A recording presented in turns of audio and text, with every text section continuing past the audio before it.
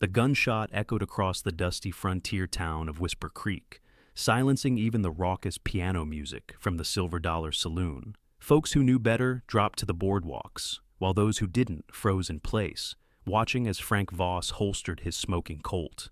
The outlaw he'd just dispatched lay motionless in the dirt, fingers still twitching near the gun he'd never managed to draw. Frank's eyes, cold as Montana winter, scanned the street for any other challengers before he turned and walked away, spurs jingling with each deliberate step. "That's 4 this month," whispered a shopkeeper to his wife as they peered through their window. "They don't call him Dangerous Frank for nothing." Frank paid no mind to the whispers that followed him. At 32, he'd grown accustomed to the fear in people's eyes. The way mothers pulled their children closer when he passed, the hushed conversations that died when he entered a room.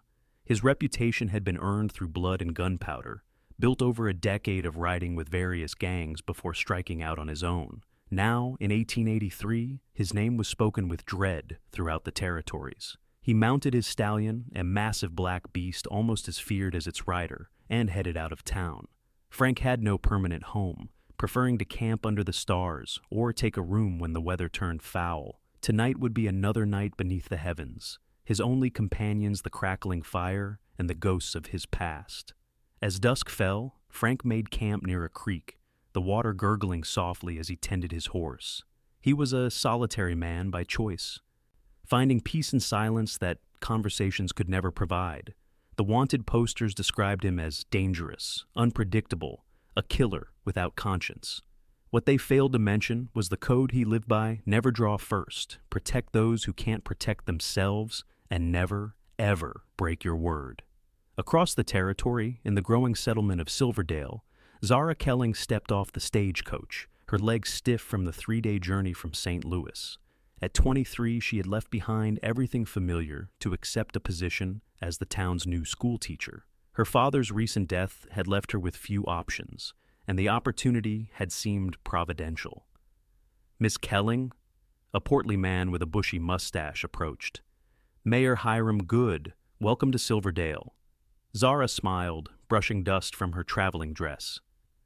"Thank you, Mayor. I'm pleased to be here. Allow me to show you to Mrs. Pemberton's boarding house. She's expecting you, and I believe she's prepared a fine supper to welcome you properly."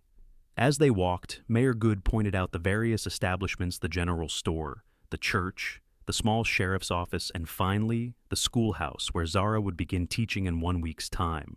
The building was modest but well-maintained, with fresh white paint and a small bell tower. "The children are eager to meet you," the mayor said. "We haven't had a proper teacher since Miss Hathaway left to get married last spring." "I look forward to meeting them," Zara replied, though inwardly she felt a flutter of nervousness. Having assisted at her father's school back east, she had experience, but never as the sole teacher responsible for students ranging from 6 to 16 years of age. Mrs. Pemberton proved to be a kindly widow in her 60s who kept a spotless boarding house and served generous portions at mealtimes.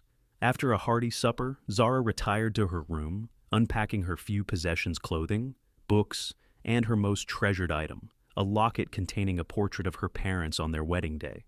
The week passed quickly as Zara prepared lessons and acquainted herself with Silverdale. The town was prosperous due to both ranching and a silver mine in the nearby hills. Most of the townspeople welcomed her warmly, though a few seemed to regard any newcomer with suspicion. On her first day of teaching, 28 children of various ages filed into the schoolhouse, eyeing her with curiosity. Zara took a deep breath and smiled. "Good morning. I'm Miss Kelling, and I'm very pleased to meet each of you. We're going to learn many things together, but first, I'd like to learn your names." By midday, Zara had begun to match names with faces and had established the beginnings of order in her classroom. The older boys would need a firm hand, she realized, particularly 16-year-old Timothy Drake, who seemed determined to test her authority. But overall, the children were eager to learn, especially when she read aloud from Robinson Crusoe before dismissal. As weeks passed, Zara settled into a comfortable routine. She taught during the day, took supper at the boarding house, and often spent evenings preparing lessons or reading. Occasionally, she joined community gatherings or church socials, gradually becoming part of the town's fabric. What Zara didn't know was that Silverdale's prosperity had attracted unwanted attention. The McDermott gang, notorious for their brutal raids on small towns, had been watching from the hills, planning to strike when the silver payroll came through. Frank Voss had heard whispers about the McDermott's intentions. He had no love for gangs anymore, having left that life behind after witnessing one too many innocent deaths. Though he operated outside the law, often taking justice into his own hands when sheriffs proved corrupt or ineffectual, he despised those who preyed on the defenseless. On a crisp autumn morning, Frank rode into Silverdale. As always, his arrival caused a stir. Mothers hustled children indoors, men eyed him warily, hands hovering near weapons. He dismounted outside the sheriff's office, tying his horse to the hitching post, before pushing through the door. Sheriff Caldwell, a graying man with a perpetual scowl, looked up from his desk. His hand instinctively moved toward his gun. "I wouldn't," Frank said quietly. "Not if you want to hear what I've got to say."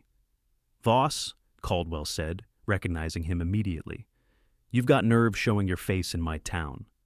"Not here for trouble. Came to warn you. The McDermott gang is planning to hit Silverdale when the next silver shipment comes through." Caldwell's eyes narrowed. "And why should I believe you? For all I know, you're riding with them." Frank's expression remained impassive. "Check my wanted posters. Never robbed a bank or a payroll in my life. My quarrels are with men who deserve what's coming to them, not with innocent folks. Even if I believed you, what's your stake in this?" "No stake, just passing along information. Do with it what you will." Frank turned to leave. "Wait," Caldwell said. "When?" 3 days from now, based on what I've heard. They'll hit at noon when the town's busy and the guard is changing at the assay office." Caldwell considered this. "I'll need deputies." "You won't find many willing to stand against the McDermotts. They're 14 strong, and they don't leave witnesses." "And you, will you stand with us?" Frank paused, not asking for a badge, but "I'll be around." As Frank exited the sheriff's office, he nearly collided with Zara, who was carrying a stack of books from the general store. The books tumbled to the ground, and instinctively, Frank bent to retrieve them. "I apologize, madam," he said, his voice softer than usual as he handed the books back. Zara looked up at him, her eyes widening slightly as she took in his appearance, the worn leather vest over a faded blue shirt, the twin Colts at his hips. The hard lines of his face softened momentarily by what appeared to be genuine remorse for the mishap.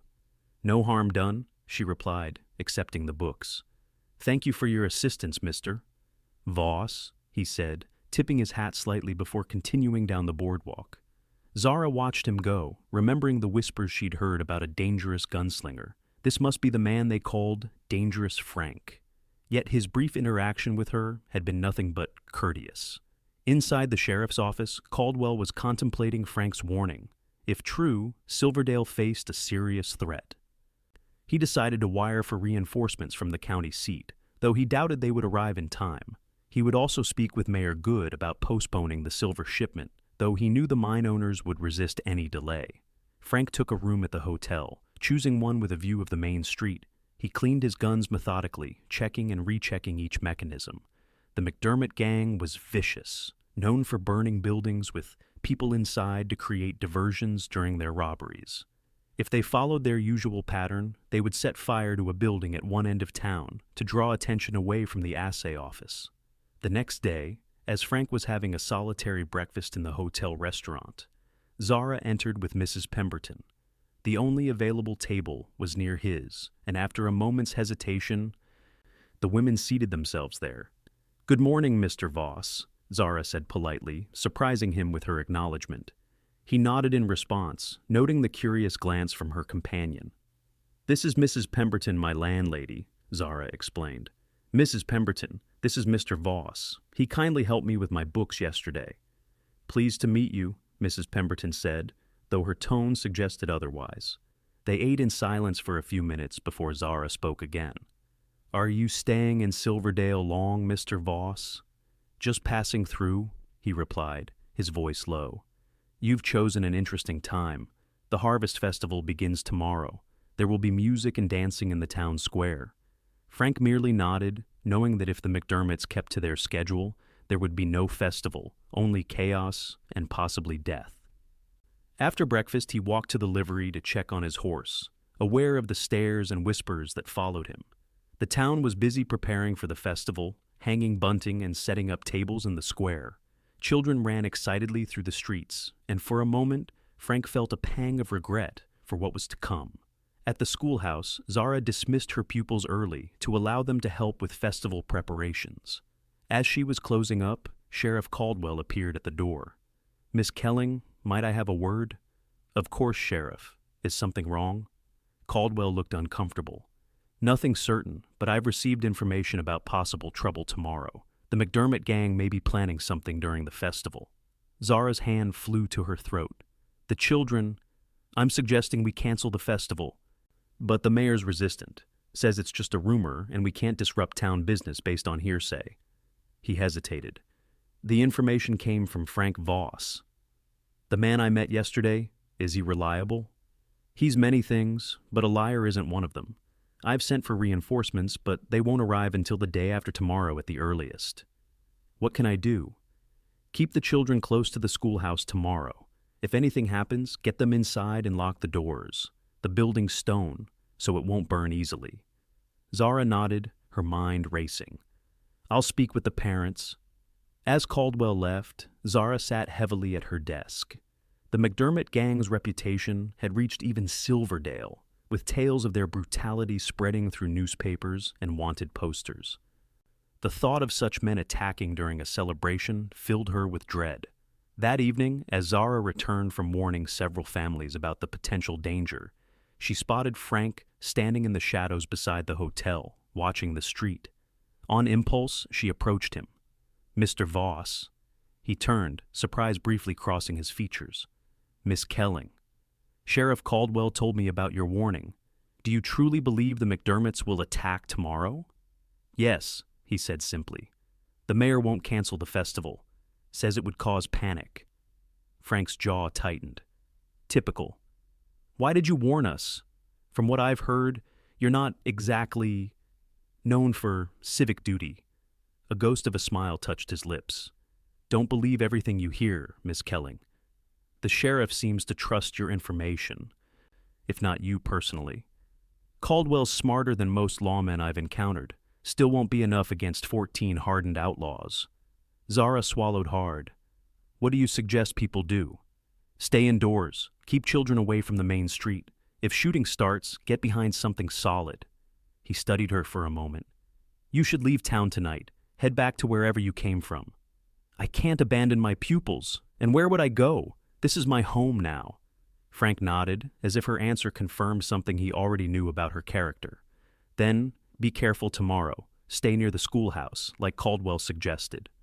The festival began at 10 the following morning, though attendance was noticeably thinner than expected. Sheriff Caldwell had quietly spread the word about the potential threat, and many families had chosen to remain home.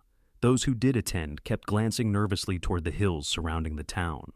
Zara had organized games for the children near the schoolhouse, ready to usher them inside at the first sign of trouble. From her position, she could see Frank moving casually through the crowd, his eyes constantly scanning the surroundings.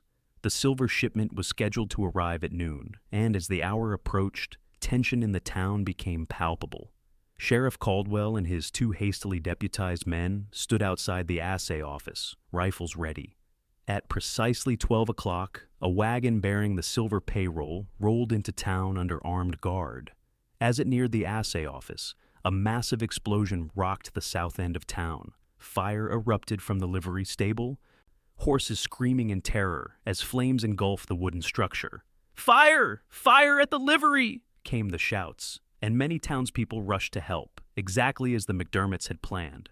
Moments later, riders thundered into town from the north, guns blazing. 14 men, faces covered with bandanas, spread out to create a perimeter around the assay office and the payroll wagon. Frank had anticipated this strategy.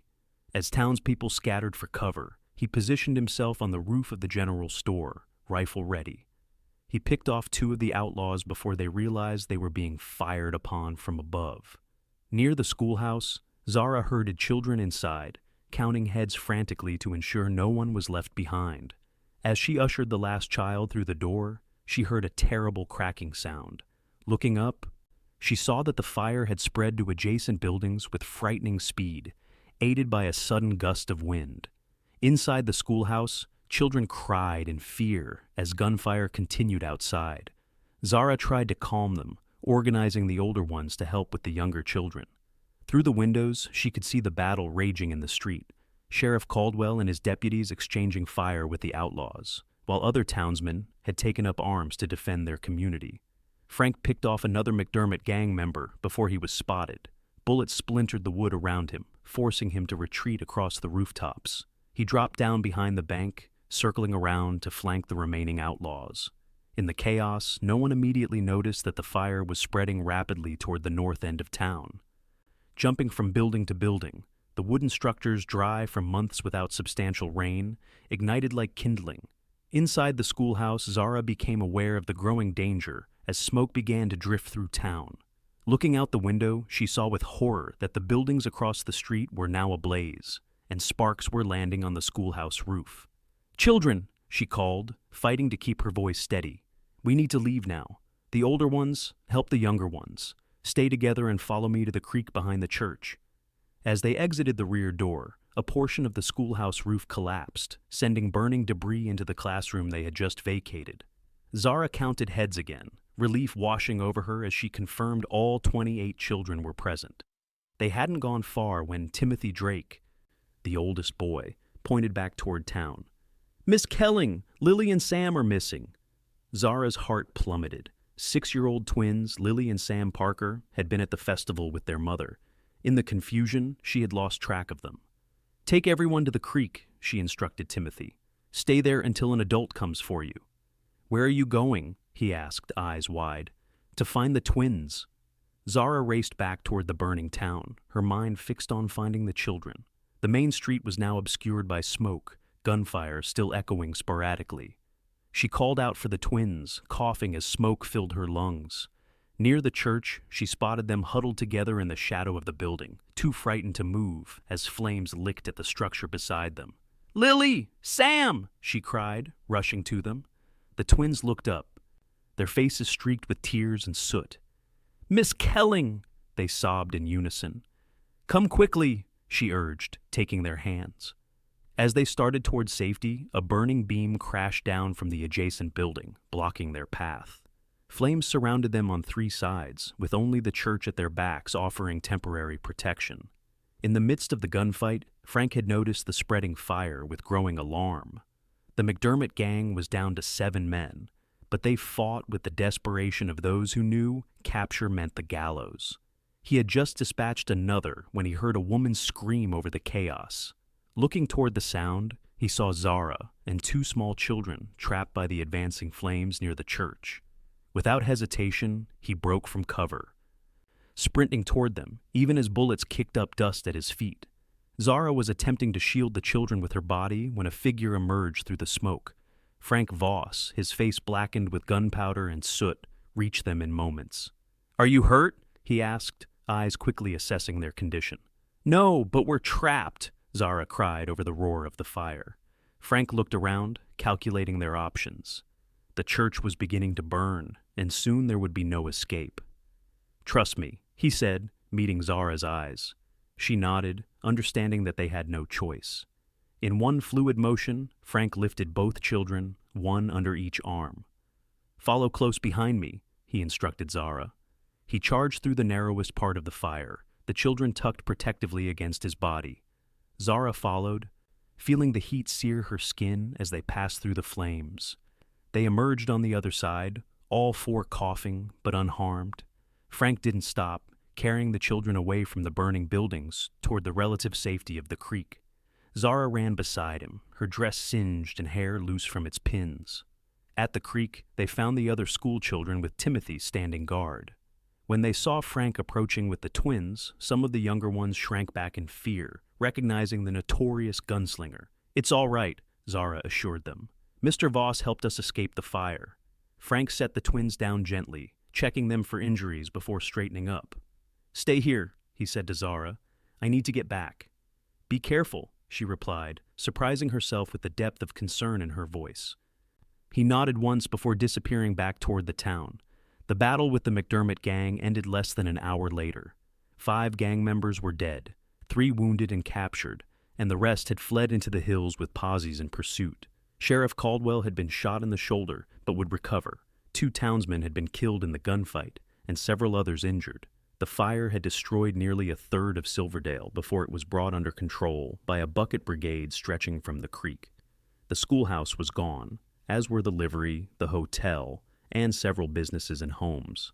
As dusk fell, the townspeople gathered in the town square to assess the damage and account for everyone. Families were reunited, the injured tended to, by the town doctor and volunteers. The children from the schoolhouse had been collected by their parents, with the Parker twins tearfully embracing their mother, who had been searching frantically for them. Zara, exhausted and smoke-stained, helped distribute blankets and water to those who had lost their homes. As she worked, she looked for Frank among the crowd, but didn't see him. He left, Sheriff Caldwell told her when she finally asked. Rode out as soon as the last of the McDermotts was captured. Without a word? She asked, feeling inexplicably disappointed. That's his way. Comes and goes like a shadow. Caldwell adjusted the sling supporting his wounded arm. Saved a lot of lives today, including yours and those children. They call him dangerous, Zara mused. He is, Caldwell confirmed, to his enemies, but today, he was exactly what we needed. In the days that followed, Silverdale began to rebuild. The schoolhouse would be replaced, but until then, classes would be held in the church, which had suffered only minor damage. The mine owners contributed generously to the reconstruction efforts, grateful that the silver payroll had been protected. Zara threw herself into helping the community recover, organizing the children to assist where they could safely do so. At night, however, her thoughts often turned to Frank Voss, the contradiction between his fearsome reputation and the gentle way he had carried the twins to safety. 2 weeks after the attack, as Zara was walking home from the temporary schoolroom, she noticed a rider approaching from the east. Even at a distance, she recognized the black stallion and its rider. Her heart quickened as Frank drew closer, finally stopping beside her. "Mr. Voss," she said, unable to keep a smile from her face. "You've returned." "Came to see how the town was faring," he replied, dismounting, "and to bring something." From his saddlebag, he produced several books. Replacements for the ones that were lost in the fire, for your pupils. Zara accepted the books, touched by the unexpected gesture. "Thank you. They'll be delighted, especially since we lost our entire library." They walked together toward the town, Frank leading his horse. "The rebuilding is coming along well," he observed. "Yes, everyone has pitched in. Even the children help after lessons." She glanced at him. "You left without saying goodbye." "Thought it best. Not everyone would be comfortable with my presence once the danger passed. You saved many lives that day, mine included." Frank looked uncomfortable with the praise. "Did what anyone would do." "That's not true, and you know it." Zara stopped walking, turning to face him. "Sheriff Caldwell told me what you did during the gunfight. You could have left once the shooting started, but you stayed to protect the town. Had unfinished business with the McDermotts. Is that the only reason?" Frank was silent for a moment, unaccustomed to anyone questioning his motives so directly. "No," he finally admitted. "Couldn't stand by and watch innocent people suffer." They had reached the edge of town, where new frames were rising for the buildings lost to the fire. Several people stopped working to stare at them, their expressions ranging from curiosity to outright suspicion. "Will you stay this time?" Zara asked quietly. "Not sure that would be welcome." "It would be by some." She met his gaze steadily. "By me." Something shifted in Frank's eyes, a softening, a consideration of possibilities he had long since dismissed from his life. "Have dinner with me tonight," Zara said impulsively. "At the boarding house. Mrs. Pemberton would be glad to set another place." Frank hesitated. "Your reputation is my concern, not yours." She smiled. "Besides, after what happened, I think the town might view you differently now." That evening, Frank arrived at the boarding house, having taken time to clean up and change into his least worn shirt. Mrs. Pemberton greeted him with cautious politeness, clearly having been prepared by Zara for his arrival. The other boarders, a young clerk from the bank, and an elderly gentleman who worked as the town's telegrapher, regarded Frank with undisguised curiosity throughout the meal. Conversation was stilted at first, but gradually eased as Zara skillfully drew everyone into discussions about the rebuilding efforts. After dinner, Zara suggested a walk, and they strolled through the quiet streets as the sun set behind the hills. In the gloaming light, with the day's dust settling, Silverdale looked peaceful despite the scars of recent violence. "Why did you really come back?" Zara asked as they paused near the site of the new schoolhouse. Frank considered his answer carefully. "Thought about you. Wanted to make sure you were all right." "Just professional concern for someone you rescued?" There was a teasing note in her voice. "No," he admitted. "More than that. I thought about you too, about how different you are from the stories. The stories aren't all wrong. I've killed men, more than I care to count. But never without cause, I think." She studied his face in the fading light. "There's more to you than people know, Frank Voss." It was the first time she had used his first name, and it affected him strangely, like a key turning in a long, rusted lock.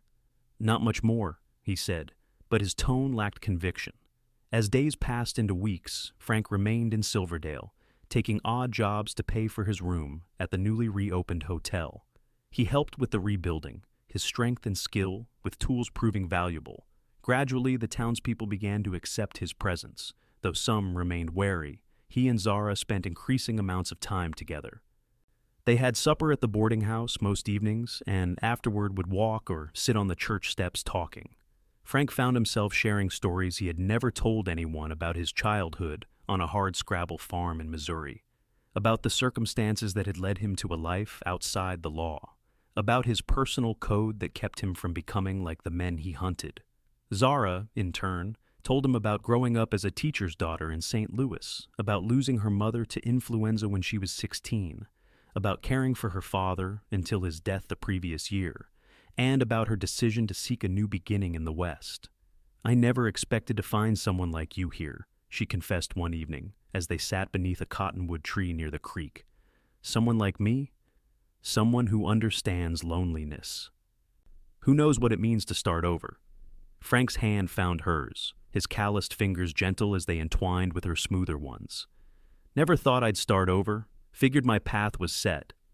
And now? Now I'm not so sure." He looked at her, moonlight silvering her features. "You make me think different things are possible." Their first kiss was tentative, a careful exploration that quickly deepened into something more urgent. When they finally drew apart, both were breathing rapidly, surprised by the intensity of their connection. Not everyone in town approved of their growing relationship. Mayor Good pulled Zara aside after church one Sunday to express his concerns. "Miss Kelling, you must consider your position in this community. As our schoolteacher, you set an example for impressionable young minds." "I'm well aware of my responsibilities, Mayor," Zara replied calmly.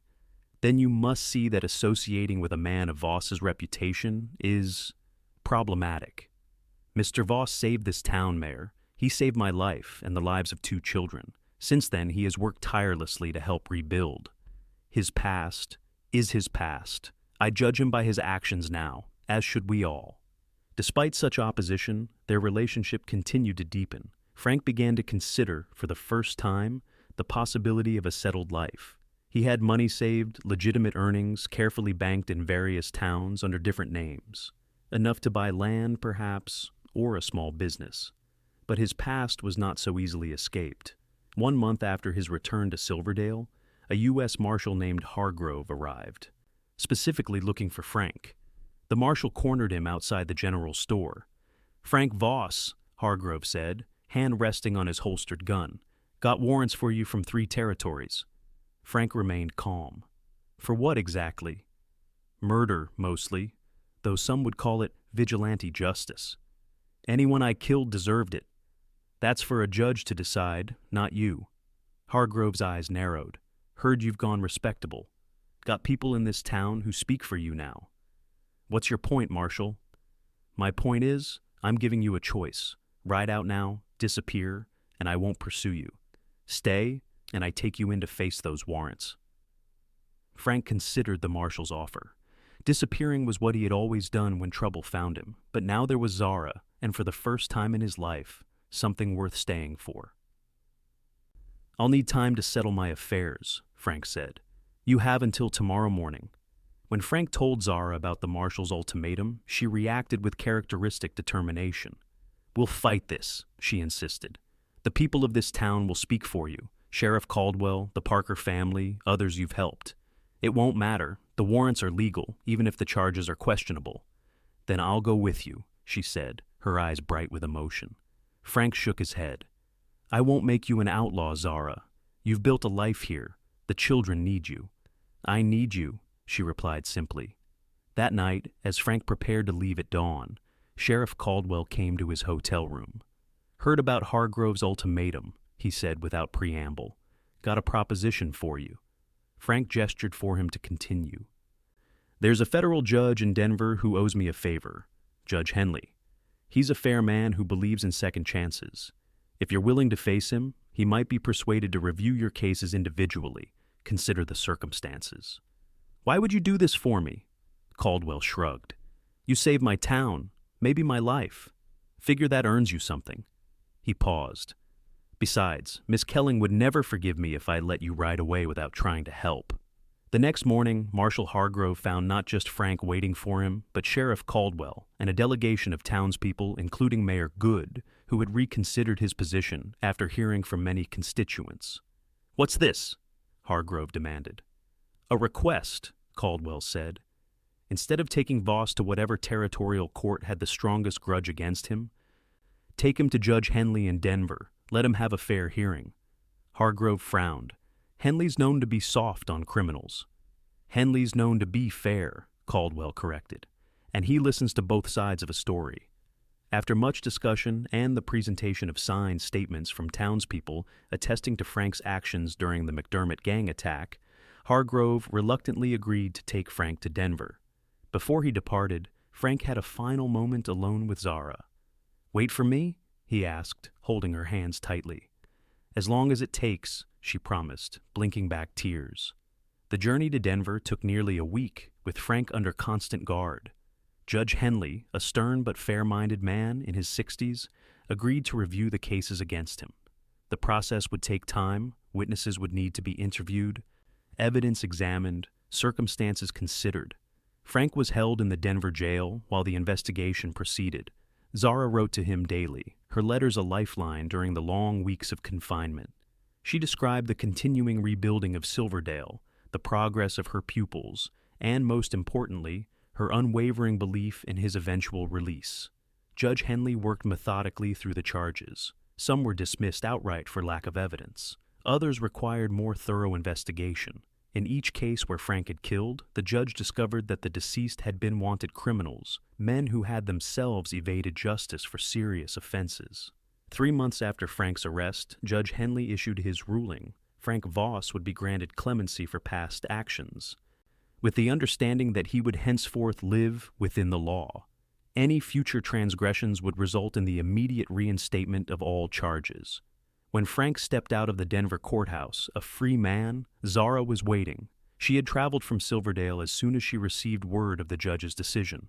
Their reunion was sweet and emotional, both hardly believing that they had been granted this second chance. What now? Zara asked as they walked arm in arm through the city streets. That depends, Frank replied. The judge suggested I might consider becoming a lawman. Said my skills could serve the right side of the law. Zara smiled. Sheriff Voss has a certain ring to it. Would you want that life? The wife of a lawman is never free from worry. Are you proposing to me, Frank Voss? Zara's eyes danced with happiness. Inelegantly, it seems. He stopped walking and turned to face her. I love you, Zara. I never thought I'd say those words to anyone, never thought I'd have the right. But if you'll have me, I want to build a life with you. Her answer was a kiss, given freely in the middle of a Denver street, heedless of the curious glances from passers-by. They married in Silverdale a month later, with Sheriff Caldwell giving away the bride and Judge Henley traveling from Denver to perform the ceremony. The school children formed an honor guard, tossing flower petals as the newly wedded couple emerged from the church. Frank did indeed become a lawman, though not in Silverdale.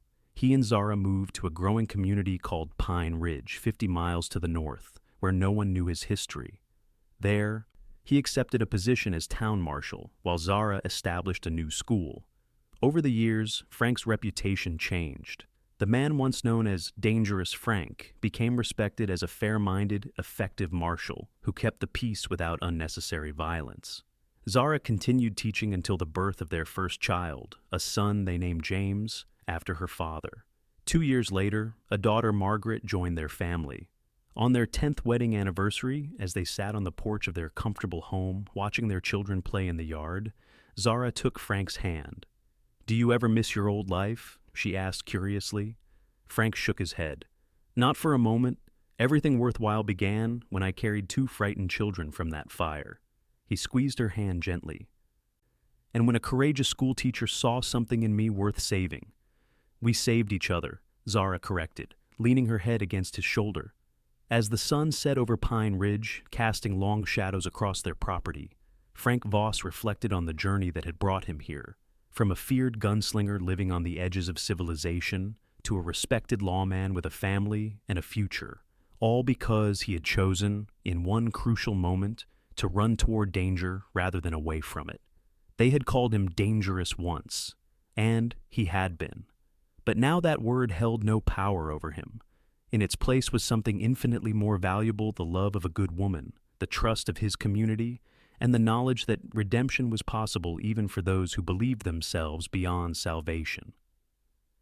As darkness fell and they called their children in for supper, Frank and Zara Voss stood together on the threshold of their home, their silhouettes merging into one shape against the warm light within.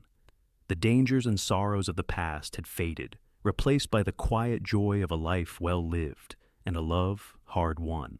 And in the stories told in Pine Ridge, the most popular among the children was of a fearsome gunslinger who became a hero when he carried 2 young twins gently from a raging fire, and in doing so, found his own path to redemption in the arms of their brave teacher.